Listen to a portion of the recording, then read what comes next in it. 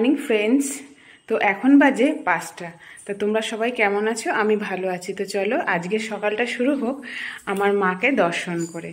এই যে আমি পুজোর জোগাড় এখানে করে নিয়েছি, এবার পুজোতে বসবো। গোপোষণাকে এখনও তুলিনি, এইবারে তুলবো। তো চলো আমাদের ছাদ বাগানটা তোমাদের সঙ্গে একবার শেয়ার করি।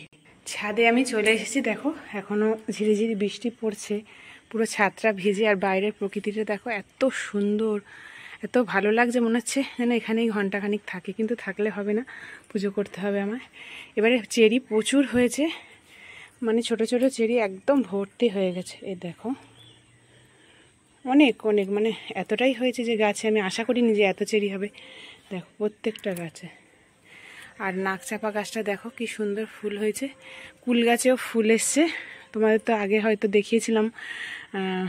এই দেখো ছোট ছোট অনেক ফুল এসছে কুল গাছে। আর এই যে চাল কুমড়ো গাছটা বড় হয়ে গেছে। আর পেয়ারা গাছে তো প্রচুর পেয়ারা হয়েছে। এই আমার ছাদ বাগান, দেখো প্রকৃতিটা এত সুন্দর লাগছে কি বলবো।